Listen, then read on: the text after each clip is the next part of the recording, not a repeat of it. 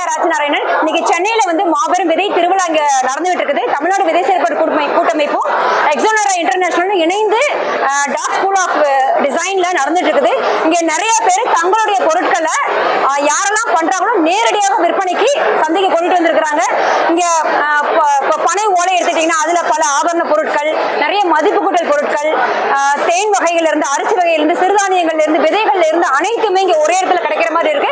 விவசாயிகளும் தங்களுடைய காய்கறிகளை உற்பத்தி பண்ணி நேரடியாக சந்தைக்கு எடுத்துட்டு வந்திருக்கிறாங்க. மக்களுடைய வரவேற்பு இங்க ரொம்ப நல்லாவே இருக்குது. அதே மாதிரி சென்னையில நிறைய மக்கள் ஒரு நஞ்சில்லா உணவு வேணும், இதே மாதிரி இயற்கை சார்ந்து மரபு சார்ந்து நிறைய விஷயங்களை தேடிட்டு இருக்கிறாங்க. அவங்களுக்கான ஒரு நல்ல தளமாவும் இது அமையுது. அப்படிப்பட்ட திருவிழாக்கள் இது மாதிரி தொடர்ந்து நடந்துட்டு இருக்குது. சென்னை மக்கள் கேட்டதுக்காக தான் இங்க போட்டிருந்தோம். மக்களும் நிறையவே ஆதரவு தெரிவிச்சிருக்கிறாங்க. நிறைய பேர் இங்க வந்திருக்கிறாங்க, தங்களுக்கு தேவையான பொருட்களையும் வாங்கிட்டும் இருக்கிறாங்க. தொடர்ந்து இது மாதிரி நிறைய விதை திருவிழாக்கள் அடிக்கடி நடக்கும். நஞ்சிலா உணவு தேவை, அதை நோக்கி பயணம் பண்றவங்க, நல்ல விதைகள் வேணுங்கிறவங்க இது மாதிரி நிகழ்வுகளை தொடர்ந்து விசிட் பண்ணுங்க.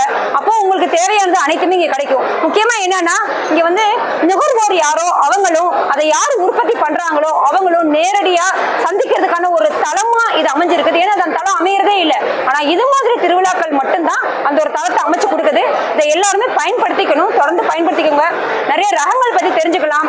ஒரே கருத்தோடு இயங்குறவங்க, இயற்கை சார்ந்து இயங்குறவங்க அத்தனை பேருமே இங்க வர்றாங்க. அவங்க எல்லாருக்குமே ஒரு மோட்டிவேட் பண்ற மாதிரியும் இந்த சூழல் இருக்கும். எத்தனையோ சூழல்கள் இருப்பீங்க இங்க. அது மாதிரி ஆட்களை பார்க்கும்போது மகிழ்ச்சியா எல்லாருமே அவங்களுடைய தகவல்களை பகிர்ந்துக்கிறாங்க. அடுத்த தலைமுறைக்கு கடத்த வேண்டியது நம்மளுடைய பொறுப்பு.